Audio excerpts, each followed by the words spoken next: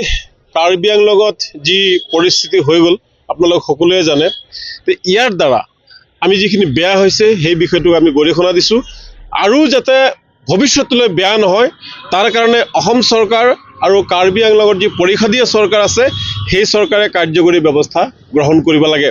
কাৰ্বি সমাজৰ লগত আমি আছোঁ, কাৰ্বি ছাত্ৰ সন্থাৰ লগত আছোঁ আৰু কাৰ্বি ৰাইজে বহুত দিনৰ পৰা দাবী কৰি আহিছে যে তাৰ পৰা যিসমূহ অবৈধ মানুহে তাতে অবৈধভাৱে বেদখল কৰি ৰাখিছে সেইসমূহ উচ্ছেদ কৰিব লাগে। আমি কাৰ্বিৰ লগত থাকি এটা কথাই কৈছোঁ যে অসম চৰকাৰে অসমৰ মুখ্যমন্ত্ৰী মাননীয় মুখ্যমন্ত্ৰী ডাঙৰীয়াই অকল মিয়া মুছলমানকহে অসমত অবৈধ বুলি দেখা পায়। মিয়া মানেই এতিয়া অবৈধ, মিয়া মানে সন্দেহজনক, মিয়া মানে বাংলাদেশী আৰু সাম্প্ৰদায়িক ৰাজনীতি কৰি আহে। অৰ্থাৎ মিয়া হৈছে এটা ৰাজনৈতিক নেতা বনোৱাৰ এটা যন্ত্ৰ আৰু এই যন্ত্ৰটো ব্যৱহাৰ কৰে ডক্টৰ হিমন্ত বিশ্ব শৰ্মাই, ব্যৱহাৰ কৰি তেওঁ মাৰি দিয়ে মহামন্ত্ৰ। গতিকে আমি সৰ্বসাধাৰণ ৰাইজে এই মুখ্যমন্ত্ৰী ডাঙৰীয়াৰ সাম্প্ৰদায়িক কথাবোৰ আমি যেতিয়ালৈকে এৰি নিদিম তেতিয়ালৈকে আমি মানৱ ধৰ্মৰ পৰা আমি দূৰত থাকিম। আমি সকলোৱে সাম্প্ৰদায়িক হৈ যাম ৰাজনীতিকৰ দ্বাৰা। গতিকে আমাৰ স্পষ্ট কথা, হিন্দুৱে হওক মুছলমানেই হওক, যিসকল বাংলাদেশী আছে অবৈধভাৱে দখল কৰি আছে য'তেই নহওক, তেওঁলোকক যিহেতু চৰকাৰে বহিষ্কাৰ কৰিছে তাতে নীতি এটা হ'ব লাগে, এটা আইন হ'ব লাগে। উচ্ছেদক লৈ হিমন্ত বিশ্ব শৰ্মা ডাঙৰীয়াই দুটা কিয় আইন আনিছে? কিয় দুটা আইন আনিব লাগে? সমগ্ৰ অসমতে হিমন্ত বিশ্ব শৰ্মা ডাঙৰীয়াই এটা আইন আনিব লাগে।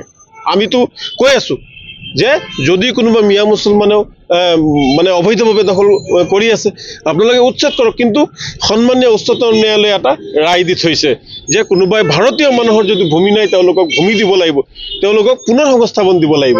গতিকে এই বিষয়টো সম্পূৰ্ণ হিমন্ত বিশ্ব শৰ্মা ডাঙৰীয়াই সাম্প্ৰদায়িকভাৱে লৈছে। আৰু শেহতীয়াকৈ চাওক, নলবাৰীত আজি যোৱাকালি পবিত্ৰ বৰদিন আছিলে। আজি আমাৰ খ্ৰীষ্টান ভাই ভনী মা দেউতাসকলক কিছুমান সাম্প্ৰদায়িক নেতা, তেওঁলোক বোলে বিশ্ব হিন্দু পৰিষদৰ বজৰং দলৰ জয় শ্ৰীৰাম ধ্বনি দিছে।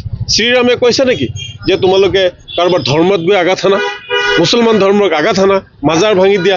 শ্ৰীৰামে কৈছে নেকি যে তোমালোকে বৰদিনৰ যে আচবাব পত্ৰ সেইবিলাক ভাঙি দিয়া, জ্বলাই দিয়া, বিদ্যালয়ত গৈ হামলা দিয়া, বৰদিন উদযাপনত বাধা দিয়াৰ কাৰণে শ্ৰীৰামে কেতিয়া কৈছিলে?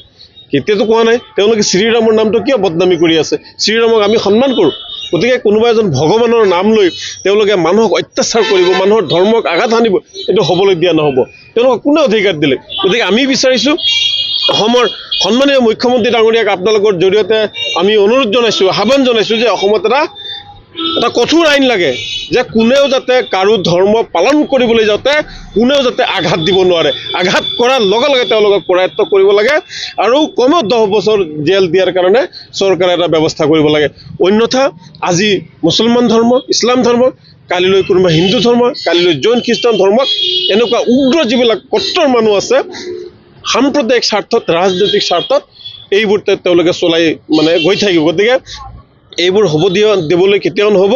আৰু যাতে এই কাৰ্বি আংলঙে হওক বা অসমত যাতে এইটো শেষ হয়, কাৰ্বি আংলঙৰ ঘটনাই হওক আৰু নলবাৰীৰ ঘটনাই হওক, এই দুটা ঘটনা যাতে অসমত শেষ হয় তাৰ কাৰণে আমি নেমচয়ে চৰকাৰক আপোনালোকৰ জৰিয়তে আমি দাবী জনাইছোঁ।